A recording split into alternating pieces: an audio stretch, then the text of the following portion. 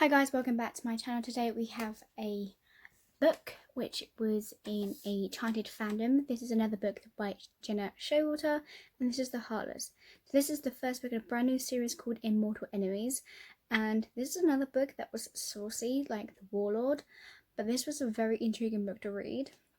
I wouldn't normally go for these romance kind of sexy books, but with Enchanted fandoms, they give you books that you wouldn't normally get, and this and like other books I've been given are something that gives you an opportunity to rewrite your kind of style of what it comes to. Because I like my fantasy retellings and stuff like that, but nothing kind of these books. But let's just say this book was like the top notch of the Warlord as well. So this is just like a little small book. The writing is very, very small. So inside it, they did actually give us a, I think this will probably go for the other book, I'm not sure, a signed book plate. We have our author letter, another one that goes with the book. So I'm not sure if this one might go for the other book, I'm not sure. You can see some other books that she has written as well. Is anything on this page? Heartless, blah blah, apology. So here's a little synopsis. Vengeance is irresistible. Kaisar, the unhinged one fey king of midnight, can drive anyone to madness with his song. His ruthless warriors forged in hate. He lives and forces his enemies to their knees. He will stop at nothing to succeed, even to abducting and seducing his foe's beloved bride, to show his own child one day sits on the male's throne. Except his prize escapes to the mortal realm because before their first kiss.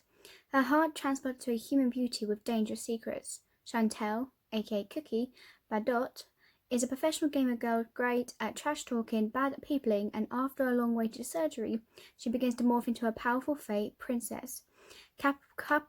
Catapulted into a strange land ruled by cruel but seductive villains, she must battle flesh and blood monsters and navigate royal intrigues. But the true danger is Kaisar, whose every wicked touch tempts her beyond reason. Should she run or descend into her darkness with him? Let's just say it started out like it's a paranormal romance. So that it started out with Kaisar basically trying to get his foe's other half. They were in deep connection together, and they were trying to. Kaisar was trying to get to her. But she ran away into the mortal realm, like it says. But in the mortal world, somehow she must have died or something like that, or something happened to her as she goes in this to the other world. And it seems then Cookie basically gets told, she gets a phone call while she's trash talking her ex-boyfriend, who is an arse basically, and she gets a phone call saying that there's someone who's the right donor for her for this transplant. And 3 years later, somehow she's now her scars not showing up anywhere. She's seeing things now. She's learning new things, and she's becoming a completely different person. And it was just something that you didn't expect to read, but something it was so like literally something you can do. So these characters have completely unique despite the amount of characters she already created in this book. And the other books that I've only read 2 books, but the characters are definitely different. Kasan is a man who is obsessed with vengeance for the things he adores and the things he had lost. He cares not who dies by his hands unless they happen to someone he deems worthy of survival, so that he might torture them for the remainder of their lives. So in the quote of them, there says, the tattoo on his bicep, a snake curls into a figure 8, eating its own tail, with a sword running through its centre. His kingdom symbol means eternal war. That sounds so cool. Cookie is immortal in need of a heart transplant. When she finally receives a new heart, she finds herself morphed into a fey princess from the very realm Kaison is from. Cookie has always had a lust for murder and violence, and always kept it at bay since the mortal world frowns upon that sort of kind of thing. However, once in Astria, that all changes once she meets the murder-hungry Kaisar, and you get a taste of life in the fell realm when everything goes. Oh, Kaisar, isn't this amazing? Never had she felt so giddy. So alive, my first actual battle. They threatened us, and now I get to kill them all by myself. So she's changing from this gamer girl into this fey princess who is able to kill people herself. This book was incredibly enjoyable. I thought I might be holding back, but this definitely, I cannot wait to see what the next book turns out to, because I want to know what happens next. So I was pumped for this book because it's called Immortal Enemies, the series. So my head illusion went to enemies to lovers, which is one of my favourite things to read. It wasn't really that, though. I was guessing the sort of enemies in the beginning, like the very beginning, but they end up teaming up to be rather quickly separated, end goals in mind.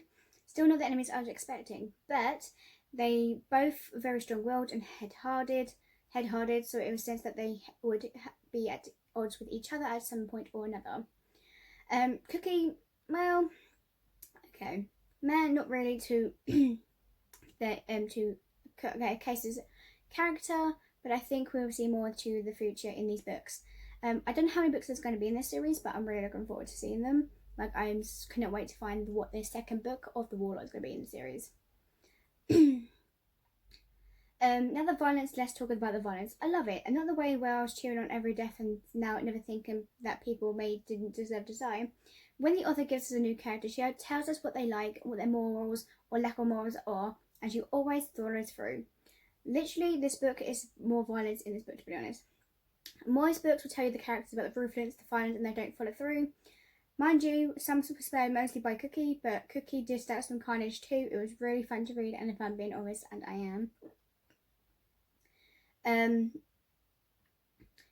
This was literally a really good book. It was, for first, when I started reading it, I was like, okay, this guy is an arse. But then as throughout the book, as he's seen that this Cookie girl is still got this fate, like this person, I can't remember her name now, inside her, but he's kind of like, okay, you're intriguing, I want to know more about you. And he's like, I can't touch you because otherwise I feel more to you more. So it's more like there were some steamy scenes, a couple that always find their way back together, roommates that with a great sense of humour, an absolute total unrelatable carnage. This is a book, go for it, get rid of it. Sometimes you can't see the end until you get to the middle. A trick she learned, second digital fortresses. I'm going to go into that middle. Just reading this book was just overly intensifying to see what would happen. And as I said, I cannot wait to see what the second book is going to be like, because I am so looking forward to seeing how it's going to be and what's going to come out of it. As well with everything going on too. So if you guys have not read this book, go and read it, because I think this is definitely something worth your while, as this is something I definitely would think you should go and read. Thank you guys for watching, and I'll see you guys next time when the next book turns up. Bye. Peace.